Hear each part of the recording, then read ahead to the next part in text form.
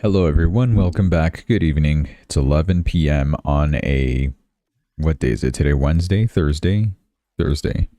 Um so if you care about my what's going on with my job, it's going well.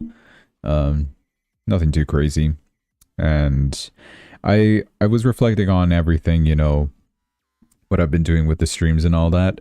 I came to realize, you know what, maybe this schedule isn't that bad because that would mean, talking about streams specifically, I'd be home at 10 and I can stream at 11. I would be able to do that same thing on Tuesdays, maybe with the exception of some cases, I guess, but most cases I would be able to stream on Tuesdays when originally I couldn't because I had scheduling conflicts at that time. And then on, I don't know, other days, any other day, right? Even if I have like guests over, surely they're gone by 10 p.m., meaning that I could prepare for a stream and hop on for 11 p.m., which is now my new streaming schedule is going to be at 11 p.m. every night. I don't know how it's going to go in terms of like how many people are still up to watch me at that time live, but the replay is always going to be there for you to, I don't know, wake up at 3 a.m. and watch it if you care, or if you live in a different time zone. So that means that streams will be on more frequently, which would be good. The only potential downside is that it is going to be at 11, and I don't know if people are going to be up at 11 to watch, like I said, but maybe some people are. Maybe 9 is too early for some people. For me, it certainly is, right? 11 is probably the sweet spot, so I could wrap up by 12, and then just forget about everything and go to sleep. I think that would be the best. So we'll see. All right, with that out of the way, we have a good show for tonight. We will be talking about Donald Trump. He had a meeting today, talked about CZ from Binance, pardoned him, a potential debate happening with Peter Schiff and CZ on gold, digital gold, etc., tokenized gold. That's happening soon. We're also going to talk about Counter-Strike 2. It's a game, if you guys don't know about, and I'm not that big into gaming anymore as I once used to be, but it is something I have, some sort of interest in, and seeing what happened today, a huge update that they pushed out, which crashed their markets because they have skins that you can purchase. They have like actual monetary value, skins that you can use in game to make, I don't know, your guns appear differently, your knives appear differently. It's a game about killing people, but whatever. That's besides the point. We're not going to talk specifically about the game, but the marketplace that correlates to that game, because it's a big marketplace, whether you guys believe it or not, and a lot of people are outraged by this. So we're going to be discussing that later tonight. All right, so should be great. Before we do jump in, just want to remind you to subscribe. That is all. Moving on. Bitcoin is 110,497. We're up since last time I streamed, which is good overall. Up 2% today. We technically did poke through this downtrend, right? That's why super trend's already flipped in the green. I was really considering maybe putting a trigger order down there, but I decided against it. I don't know, maybe I will go back on it and go ahead and buy. I forgot to DCA on spot today. It's fine, I'll do it tomorrow. It's not a big deal. Crypto's 24/7, and I'm not too, not going to be buying up here. I mean, if it's on spot market, who really cares where you're buying? You're accumulating Bitcoin, and Bitcoin has, I don't want to say Bitcoin has no value. It's like, of course it has value, but one Bitcoin is one Bitcoin, right? That's kind of what I'm saying. Hi, Blowin' Chunks, welcome. Yes, late night stream, and it's going to be like this from now on going forward because I got a job and I work until 10 now. So my streams were usually at 9. That's obviously going to be a scheduling conflict. So I get home at 10 and I'll be able to prepare everything for 11. And like I said at the beginning, it's probably going to be daily, guaranteed. Not guaranteed, but you got the point. It's going to be very much more frequently. And it's just, the only trade-off is going to be that it's going to start at 11. So that's the only change going forward. Hope you're in for it. So yeah. Okay, what do we got for Bitcoin in terms of resistances? I guess for now we just keep what we got with the pivot levels, right? We have been oscillating around that area pretty well. Like if you'll notice, this low point is very close to that support, and this high point very close to this resistance. If you average these two out, I would suppose 103,000 support for Bitcoin, resistance 115. Am I looking at this right? Yeah, 115. You could say as resistance. So we are technically in an uptrend, right? Supertrend's already flipped green already, so we could basically take that as, yeah, we should expect to see higher highs, higher lows from here going forward. We should expect to, right? But it's not guaranteed, so just trade with caution nonetheless. I still think we are going to remain sideways down here for a while longer.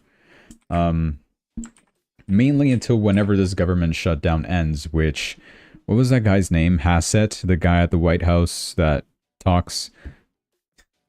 He was saying, oh, we're expecting the government shutdown to end by this week.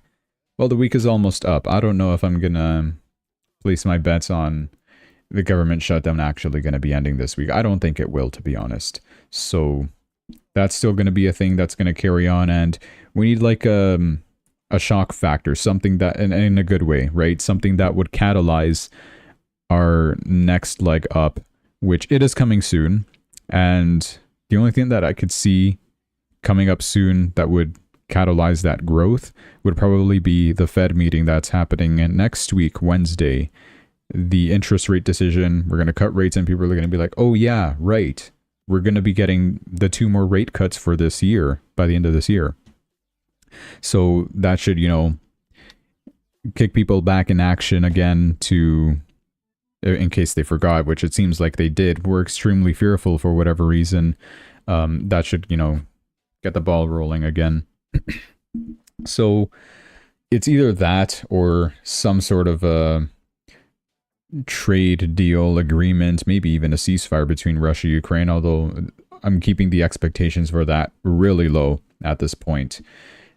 The only thing that could the only thing that's really suppressing all this sentiment of, you know, rate cuts good is the China meeting that might happen, right? Tariffs that will guarantee to go in effect on November 1st if there is no deal beforehand. I also have my doubts on whether or not we'll be able to achieve that. It's been on and off with Trump saying, yeah, I'll be meeting with Xi Jinping in South Korea. Oh yeah, never mind. I'm not going to do it. Yeah, it doesn't seem like I want to do it. And in Putin meeting, yeah, that's not happening either. I covered that yesterday. And today we're back at, yeah, I think we will have the meeting with Xi Jinping. Okay, so which one is it? Seems like so far, again, sorry for going back and forth, but this Trump guy is a volatile guy. So it seems like we will be having a meeting with Xi Jinping. Let's hope for the best, of course, right? But like I said, keeping my expectations low for that. Okay. So that's what we got for Bitcoin. I will move on to another asset here. Ethereum up 1.45%, currently at 3,883.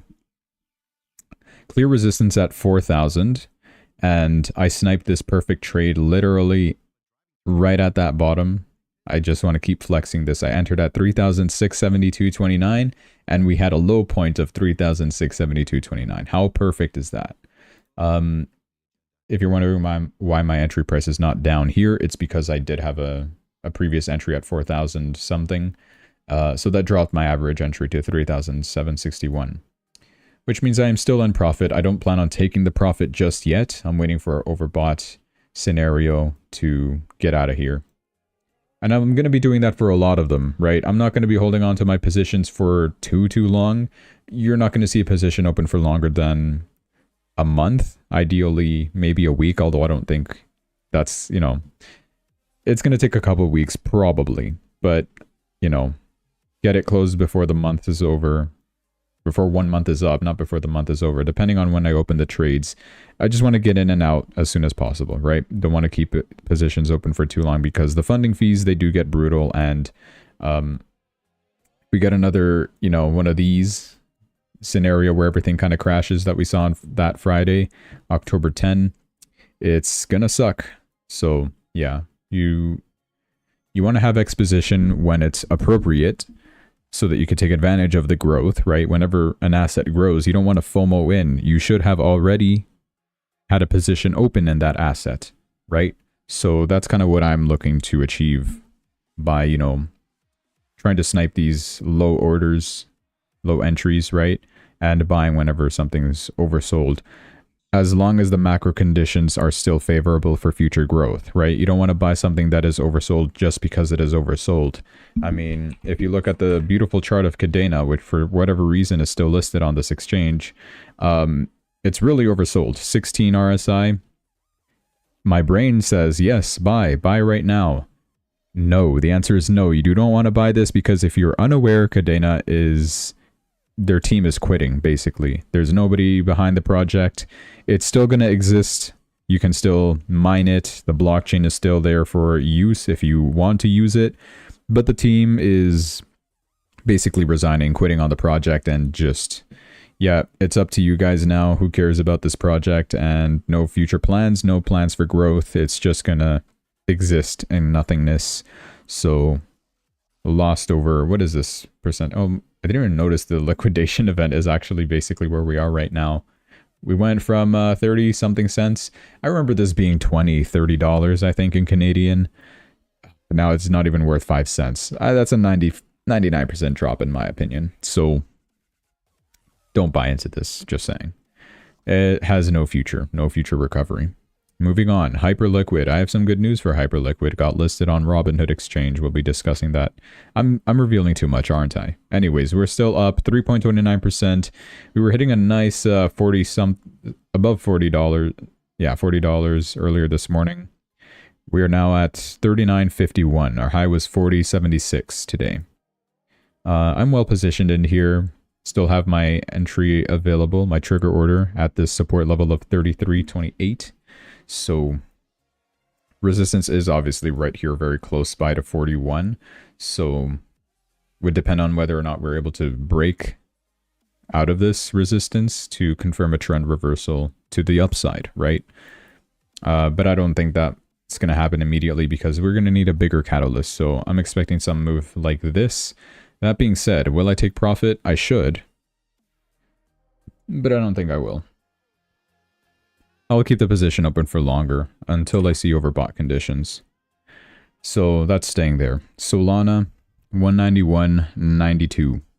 Up 5% today. We're at my entry price at last. And just kind of hovering around the 190, 191.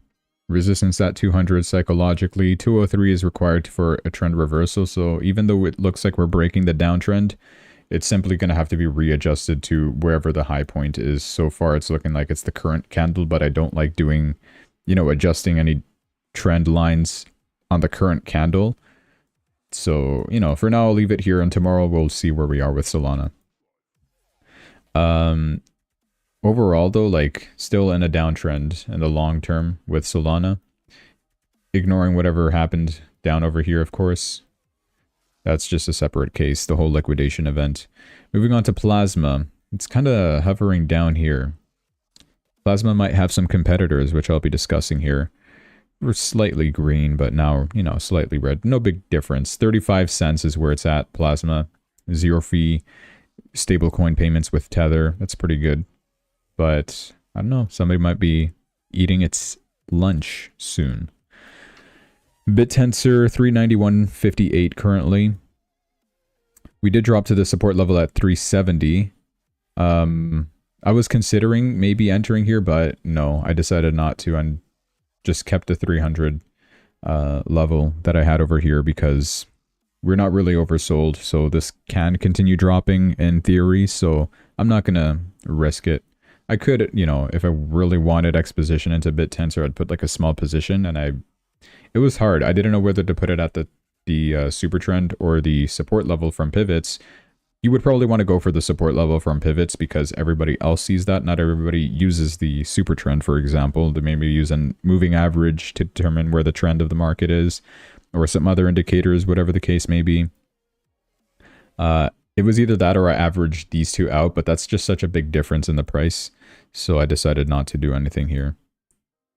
Lo and behold, here we are. So I do want exposition into BitTensor, but it's just had such a good movement, good recovery, better recovery compared to most of the other altcoins. I know some of the privacy coins did a good recovery as well after the October 10 crash. So, you know, it's your call. I'm just going to leave it there for now. Sui. I was hoping for this. My projection from yesterday, that still stands today. I still hope it happens. We hit oversold and bounce off of the support limit at 227 approximately. We're at 240 right now with Sui. And super trend is on its way down following this downtrend line. So we could be here for a while. We'll see. I'm keeping that here. So support for Sui 229, 227, 226. I don't know. Around that area. And resistance currently we see is 263. Real resistance though is at 270. Because we might be getting new pivot. We will be getting new pivot levels by Sunday. So I'm leaving that there. Chainlink. No big change either, honestly. 0% movement today. 1737 is the current price. Yeah, not much else to talk about or add on here for Chainlink. We're really hoping the government shutdown does end so Chainlink can see some, you know, good movement again because it feels useful again. We'll see. Make Chainlink useful again. Aptos feels like it's dead, honestly, at this point, but hey, it's paying me funding fees. It's the only one that's paying me funding fees, so if you go long on Aptos, you'll get paid fees, which is pretty good. But that means there's just a lot of people shorting Aptos at this time as well. I still have faith in the project. I still think it will do well. And I don't know, we're just kind of consolidating at the bottom over here. 317 is the current price. And if we do continue dropping, I'm looking at 279, one of the levels I was able to determine for a potential entry over here. We'll see how it goes. All right. Those are all the coins I really want to analyze here. Let's go ahead and jump into the news, shall we?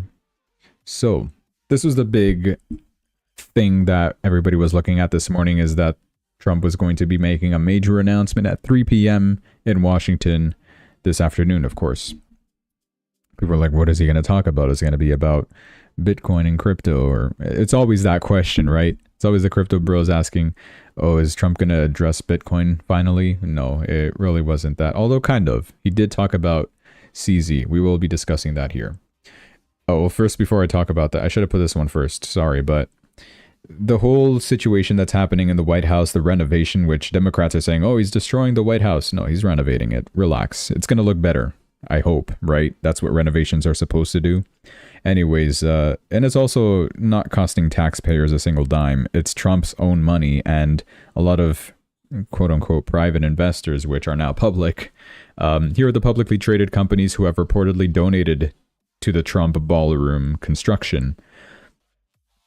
So Meta, number one on the leaderboard. Mark Zuckerberg donating, I guess. Jeff Bezos from Amazon. Lockheed Martin donating. Google. T-Mobile, Comcast, I don't know what Altria is. Apple's been donating. NextEra Energy, Microsoft, Caterpillar, Palantir, Micron Technology, Union Pacific, I don't know. Hewlett-Packard, I'm assuming HP. Coinbase, that's interesting. Brian Armstrong donating. And Booz Allen Hamilton, I don't know what that is. But yeah, big donators over here for the Trump ballroom. Not Trump ballroom, the White House ballroom. It's gonna stay there forever, right? So I don't know why Democrats are complaining. They should be happy. Moving on. Trump talked about Israel, saying that they would lose all support from the U.S. if they annex the West Bank. So rest assured, Israel will not be annexing the West Bank, which is what a lot of people are fearing at this time with whatever's going on in the Middle East right now. They talked about... This was in the meeting, by the way, the 3 p.m. meeting. Talking about the terrorists brought to justice in 43 days, according to U.S. Homeland Security Secretary Kristi Noem. Stephen Miller, new Fed governor that was appointed by Trump recently, who replaced who was it, Fed Kruger. She's gone. They talked about, well, he actually, I never seen him talk this way apart from out of the context of being in the Fed, right? He talked about Trump alone saving this country. He's actually seems to be pro-Trump himself, which I don't know. Should we have these kind of Fed governors in the federal board, right? Because they're supposed to be independent. They're supposed to not care about which president is doing whatever. But I guess, he's a human being. He has his thoughts and opinions, and he decided to thank Trump for all the work that he has been doing with, the immigration invasion is what they're calling it, I guess, right? So, FBI Director Kash Patel also saying Trump saved millions of lives in 8 months, and the media ignores it. Tulsi Gabbard says we caught a cartel monster who sold babies and organs. Oh boy. So, we're just talking about the cartels, of course, when we talk about terrorists in this context. And Pete Hegseth, Secretary of War. Cool. I love that, by the way. I don't like the rebrand to Department of War, but when you just say, I don't know, Secretary of War, it just seems cool for Pete Hegseth, I guess. He's also talking about the morale in our troops. It's sky high. They want to defend their country. The people in the army are eager to defend the country, which is good, I guess.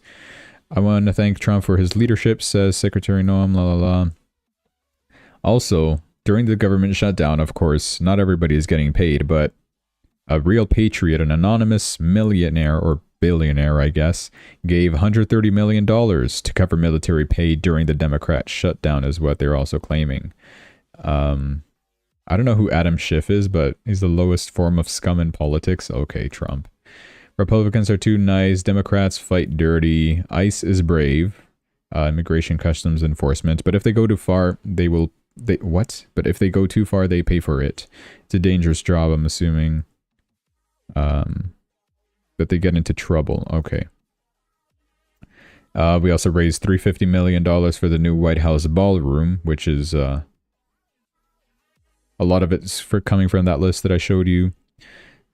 Yeah, Democrats don't care about the people. Just kind of stuff like this. Not really addressing too much about crypto is what most people were wanting. Although he did talk about CZ. So I'll just move on to that. I guess we understand. Oh, fake news doesn't understand crypto. Perfect. On Binance pardon. If you're not aware, Trump has pardoned the Binance founder, CZ. He was imprisoned last year, I think, if you guys remember. He's now freed from prison, and Trump has pardoned him for what he got arrested for was money laundering potentially, and Binance got, I think, banned in the US. So that's been taken care of now. But it seems like Trump doesn't really know much about the context here. He said he pardoned Binance founder CZ because he wasn't guilty and he was persecuted by the Biden administration. Do you mean prosecuted? Yeah. And he also says he doesn't know the crypto person and pardoned Binance founder at the request of a lot of very good people. So because a lot of people were telling Trump, pardon CZ, he's like, okay, I'll do it. And then he tells the reporter that they don't know much about crypto. You don't know anything. You're fake news. That's the other post that I was showing you about. Binance account came out to, I guess, celebrate this, of course. CZ has made meaningful contributions to advancing crypto in the US and around the world. We're pleased to see those contributions recognized today with a well-deserved pardon from President Trump. Not a lot of people agree with it. They're saying, CZ is a market manipulator. We're literally seeing what just happened with Aster, by the way. Aster. Isn't it like record lows right now? Okay, we're up 11% after CZ's pardon, of course. But yeah, we literally hit all-time low. No, not all-time low. This is, futures, but, pre-launch kind of deal. But it's a low point that we haven't seen since its launch. 91 cents was the lowest point we hit, right? Ideally, this was an entry. I missed it. Oh well. It's up 11% today because, yeah, CZ got pardoned. Innovation has always been part of America's DNA. I don't think we have to read all that. Moving forward, we'll continue to do what's best. Build for our customers, which means launching new products, expanding services, and continuing to deliver a best-in-class experience for our customers in America. Good, I guess, for people who use Binance in America or plan to. Upon all this, Peter Schiff, which is like the Michael Saylor, but of gold, if you don't know, he actually challenges Binance founder CZ to a Bitcoin versus gold debate. That's interesting, and it's something that a lot of people are willing to see. So CZ, of course, is going to be defending Bitcoin, and Peter Schiff will be defending gold. He said, "Congratulations, CZ, on your pardon." I hate this angle of the eyes, by the way. Forget this exists, okay? "Let's celebrate with a Bitcoin versus tokenized gold debate," is what he said. And CZ replied saying, "I am in the mood for it. As much as you voice against Bitcoin, you are always a professional and non-personal. I appreciate that. We can have a debate about it."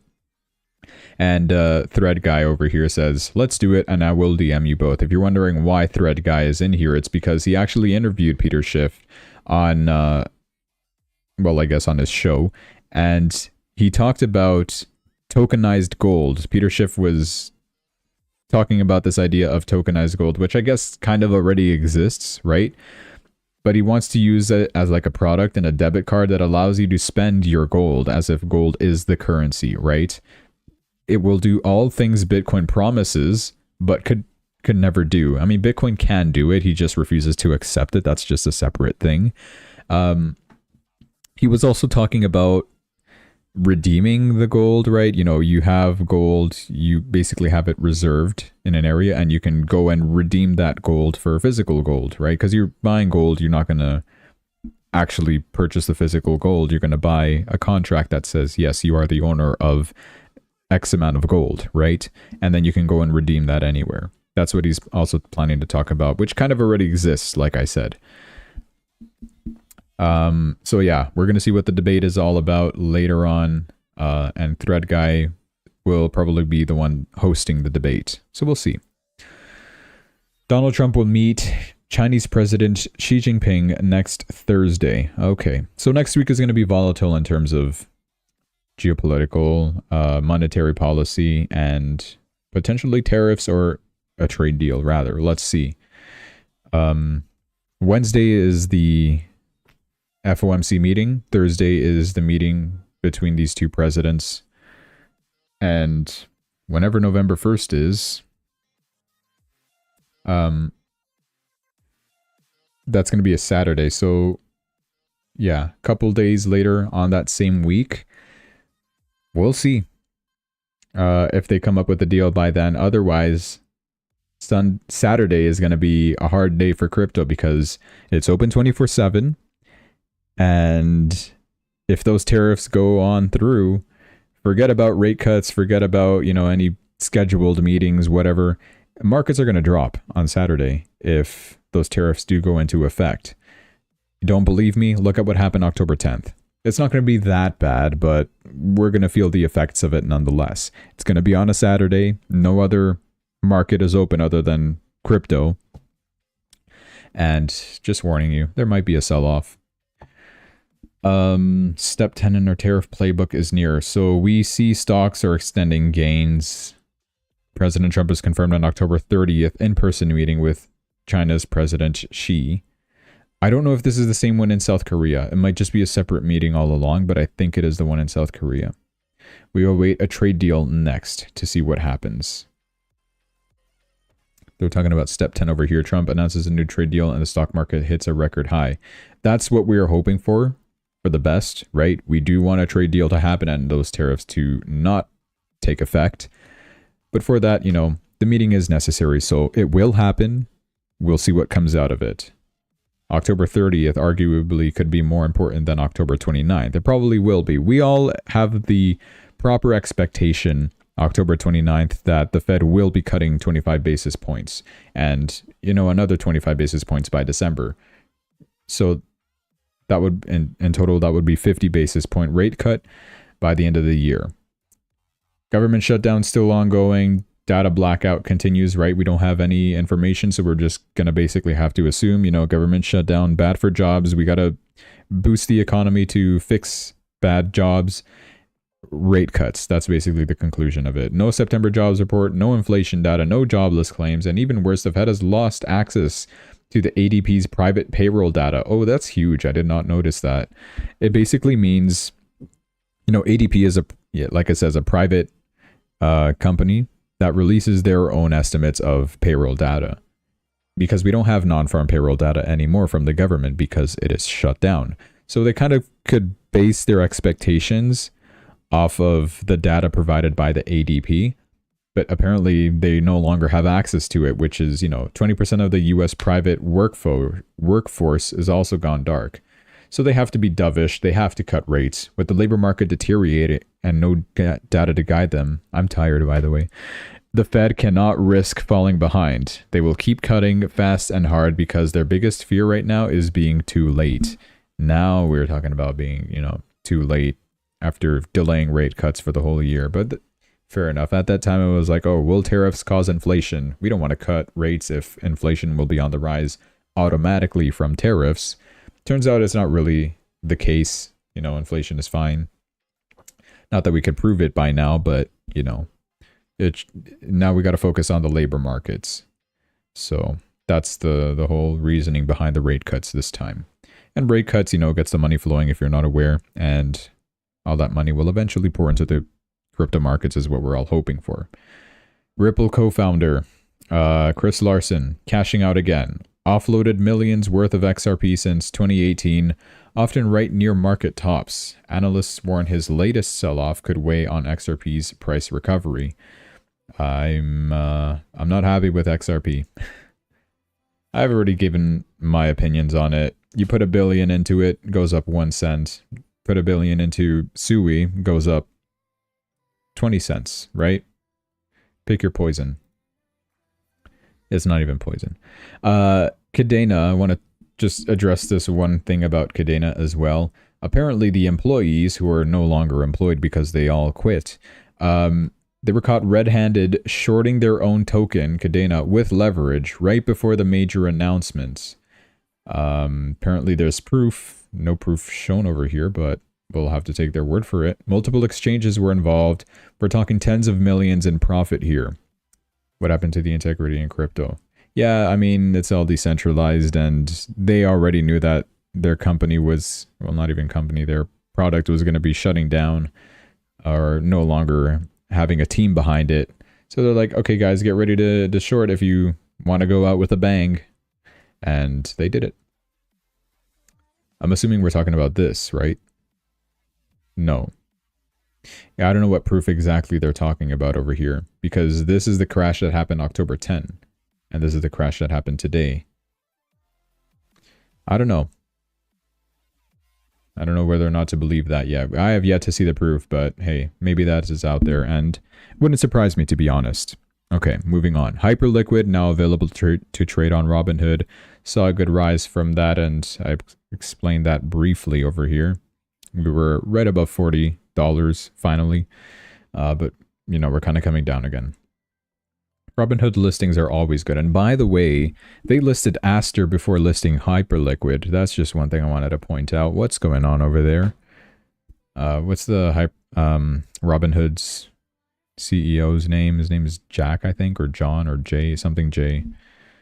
Anyways, crypto market maker B2C2 has launched Penny. It's a platform that enables instant zero-fee stablecoin swaps. Oh boy. So you're just swapping stablecoins here, right? We're not really talking about whatever Plasma does. That's why I was talking about a potential competitor to Plasma would be this Penny company. Where's Plasma? Have we dropped a lot? Here you are, 89. What is this? Let me just read what Plasma is about. Layer 1 blockchain building stablecoin infrastructure for a new global financial system. So it is purpose-built for global stablecoin payments. Okay, so it's not swapping stablecoins, right? When you say swapping stablecoins, I'm assuming you're talking about USDC to USDT or to USD1 or Pi USD or DAI or True USD. I'm losing my voice. So I think we're not talking about that, right?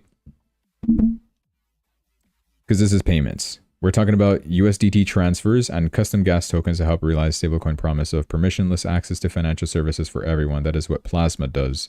Zero fee USDT transfers. So you're sending USDT to other people without any fees, because usually you would have to send it with Ethereum or with Tron or whatever blockchain, and you're going to have to pay a fee for that. But with Plasma, you're using this blockchain, you don't have to. So I think Plasma still has its spot there. All right. That's all the crypto news. If you only care about crypto, it ends here. I'm going to talk about Counter-Strike 2. Get ready.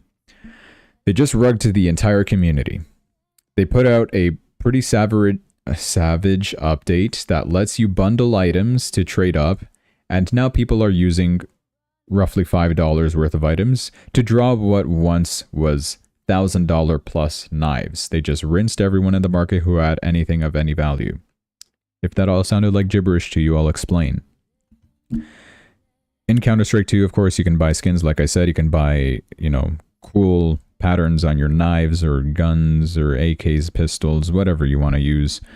And they had a marketplace, right? Place where you could buy, sell, trade, you could gamble, open cases, and hope for a chance of getting a rare skin, right? The most rare being knives, something that you can only unlock by opening cases. To open a case, you have to buy a key, which costs a couple dollars, and buy a case, that could have one of those knives, and just hope that you get the one that you want. Or you could just outright buy it, which it costs like $1,000, $2,000, $3,000 for one of these knives, expensive knives that a lot of people would collect, trade, or just flex in game, I guess, right? Look, I spent $3,000 on this free game. Aren't I cool? That's kind of what it is, right? And they just released an update today where the users can now bundle and trade roughly $5 worth of items for what was once $1,000 plus knives, which dilutes the knife market and nukes prices. What this means is, like I said, you could craft skins by, getting, I think it's 5 skins of a lower rarity to get 1 skin of a higher rarity. And it can only work on guns, right? It wouldn't work on knives or gloves. You can also buy gloves. So that's what made it unique and scarce and difficult to obtain, because you'd have to unbox them. The chances of getting it, of course, are very small. And yeah, I'm sure you guys know about CSGO gambling and all that stuff. So that's been an issue. But now with this update, you could craft gun skins to now get a knife, which that was not available in the past. And people, they just, I don't know, you get like, this guy's freaking out over here. You get 5, pistol skins, and then you immediately get a knife from that. And that knife, of course, costs hundreds or maybe even thousands of dollars, right? This one is like a $3,000 knife by only spending $5 basically on buying gun skins. That's what caused a huge wipeout and nuke in everything's prices for the knives, because it just like everybody can get a knife so easily now, and people who were holding on to the knives or investing in them, because you technically can't, it's like its own little marketplace on its own. Yeah, the market cap on Counter-Strike 2's marketplace, which it exists, that's crazy, it went down from 6 billion to 5 billion, losing $1 billion immediately as soon as that update came out. So $1 billion worth of in-game skins coming down. The crash is due to Valve allowing skin trade-ups for knives and gloves, which flooded the supply, right? And yeah, I guess that's technically what happens when there's a lot of supply and the demand is not there to keep up with it, right? Market prices will crash from that. If you're wondering why I'm talking about it, it kind of relates to what we're seeing, or what we had experienced with NFTs, for example. This is basically an NFT, and my idea of what an NFT should have been is essentially what CS2 skins are, Counter-Strike skins. It's basically you buy something that's digital. It's like the best way to explain an NFT. You buy something that's digital, right? You're never going to physically have that. A lot of people would buy the Bored Apes or CryptoPunks, whatever NFTs, right? You guys remember. And people will be like, that's dumb. Why would you pay all this money for an image, basically, or pixels on your screen is what a lot of people would say. Well, in Counter-Strike's case, it's unique because you genuinely have that. It's tied to your account, verifiable, of course, by Valve, the creator of the game that runs the servers and all that stuff. And you could use that in game, right? You could see it, you could play around with it. You know, I'm sure you've seen the inspects of, you know, butterfly knives, the cool animations that it does. People that like put value to that, right? It's either that or gun skins as well. Like, there's all this huge thing. So that's why it's kind of related to what we talk about here with NFTs. And that's what I feel like NFTs should have been, especially, I don't know, with crypto gaming, which is pretty much died by this point, but I'm sure it can come back, and it can come back with integrating this kind of, if it gets popular enough, right? This kind of mechanism involved in your crypto game, right? You get an NFT and you display it in game. There are some projects that try doing that, but ultimately it's all failed because it's just not popular. The only thing that kind of remained popular is Counter-Strike because it's an old game, a lot of people know it, and it's not specifically crypto, right? You're buying it through their own centralized marketplace. There are other websites that, you know, you connect to your Steam account, right, to play the game. That's one way to do it, but yeah. Anyways, there was a lot of people already talking about killing themselves over this, and I'm like, okay, that's just too far. 15% dip, by the way, on the CS2 market cap. I didn't even know this existed, right? It's like a coin market cap, but for the game. That's so funny. But yeah, 15% dip. People are freaking out over that. Well, come on. We've seen 15% dips in crypto. We saw, what was this, an 80% crash on practically everything? Come on. Come on now. We've been through hell. And, you know, since 10 hours that have passed, it's already 2 billion that has been wiped out. So it just keeps happening right now. Everybody's doing it. They're all spending, you know, buying cheap guns, crafting them up till they get the max level of rarity, and then you craft that rarity to get a potential knife or a glove, and that's already profit guaranteed. So prices are going to stabilize and regulate until they all crash until this very low point. If you're interested, maybe now's the good time to buy a CSGO knife or whatever. I think I do still have one, but it's a really garbage knife. It was like $300. Really bad knife. But anyway, I don't need to touch the game anymore, so it's just there. It's just rotting away. Anyways, and since I was talking about NFTs already, the actual market cap of NFTs themselves, I'm talking about like every generalized NFT, Bored Apes, CryptoPunks, and can I think of a third NFT? Pudgy Penguins, there you go. They flipped CS2 skins in market cap after Valve introduced the feature that diluted the supply of expensive skins, which nuked prices. Literally, if you go to, like, I don't know, buy a Karambit in the CS2 marketplace, you see the chart, it literally looks like a meme coin. The price is just immediately straight down after being worth, I don't know, 1,000 plus, now being worth 400, 300, I don't know. I had a picture on my phone. I won't be able to show it on screen. I don't know how to, but the Karambit Damascus Steel, right? I tried looking at the more common ones. It was like 1,800 Canadian dollars, and there's this straight line down that dropped it to like 800. So it lost over half its value immediately. It's kind of climbed back up to 1,000, but I'm sure it's going to keep on dropping because there's just going to be more and more that will come out onto the market, diluting the supply. When will they do this to SO2, Standoff 2? That would be funny. This Russian bootleg version of the game on your mobile phone. Whatever. So yeah, that's kind of what's been going on. What time is it? It's 11:44. Wow. Time goes by slower. Yeah, that's all the news I really had to cover. Most of what I could gather for today. So my overall views on the market is just more sideways movement. I know it's boring, but yeah. Bitcoin's on the right track. It's already, you know, flipped the super trend on the right side. I'm starting to feel more willing to maybe set up a trigger order down over here. I think that I will. I'll cave. I'll do it. Removing this. That's 5 grand then. Oh boy. So 104,723.8 plus 104,520 stat divided by 2. There's your entry price on Bitcoin.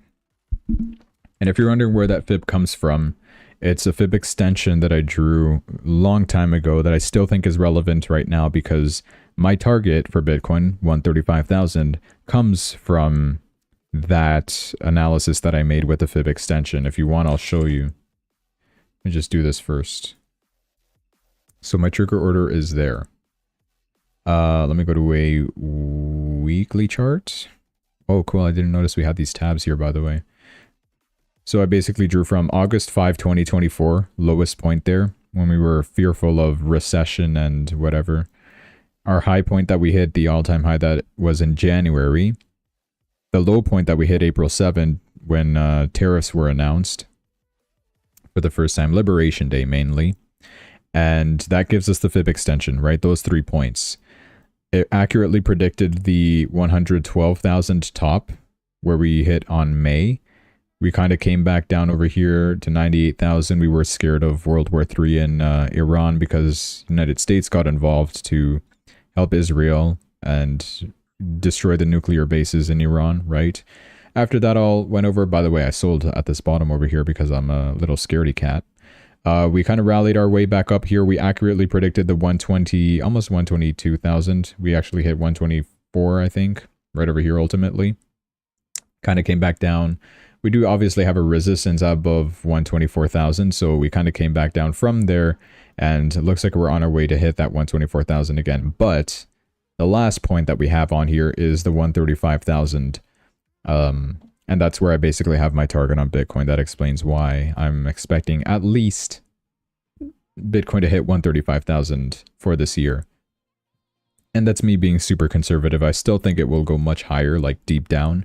I'm expecting like 150 plus, maybe even 170,000. Could be. I mean, literally just look at what's been going on with gold. Trillions of dollars are being moved. The trillions of dollars exist. If we only get some of that over here on Bitcoin, it's going to pump it up to something big. Keep in mind, Bitcoin's market cap, relative to gold, it's not that large, right? I'll just show this before I go. But I think you guys are aware about what I'm going to talk about. This was higher, by the way. It was like 30-something trillion market cap. But gold has a $28 trillion market cap. And Bitcoin's market cap is 2.2 trillion. 2 trillion compared to 28 trillion. Just give us 2 of these trillions out of here, which, I mean, that money has moved around. This was, like I said, I think it was 34 trillion market cap, if I'm not mistaken. I could be wrong. But hey, just 2 trillion added to Bitcoin. You duplicate the price, Bitcoin is 200,000. Simple as that, right? The money exists. It's there. We got record stablecoin supply as well. You don't got to be an expert to figure this out, but the market cap of USD Tether, why are people holding $182 billion in here? Why are people holding, what is it, 76 billion in USDC? And so on. It's not that big for the rest of the other stable coins, but they're all at record highs right over here. Also, by the way, I love how they don't show the 300 trillion print on PayPal USD. Come on, Paxos. Anyway, that was funny. It was a good meme. So, I'd stay hopeful. When FOMO kicks in, it's going to be huge. I don't think the cycle's over at all. We're still in it as long as we remain above 96,000 overall on Bitcoin. If we cross below 96,000, I'll give you permission to short and call it an end to the cycle. But there's just so many good things fundamentally in the long term that we are expecting for Bitcoin to continue much higher for those reasons. Relative to, you know, these small spooks that we're having. Oh, are we going to tariff China? Like, who cares, really? But yeah. So yeah, that will end the stream for tonight, guys. Thanks so much for watching. Thanks for tuning in, of course.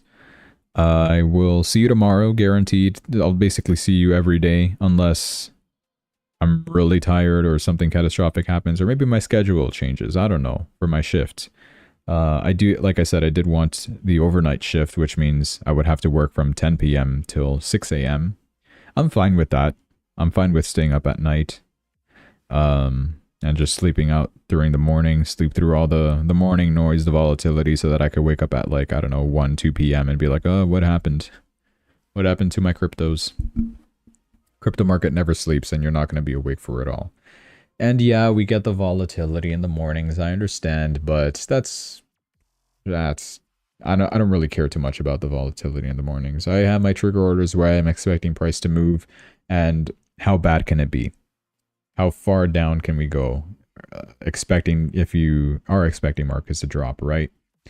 Anyway, yeah. So I think it will work out best, but if that does happen, I'd have to change the streaming schedule again, and it's probably not going to be every day. So if you care about the streams, this is probably the best time for it. Like the best schedule, the best everything for me to be streaming daily at 11. So that's going to be a thing. All right.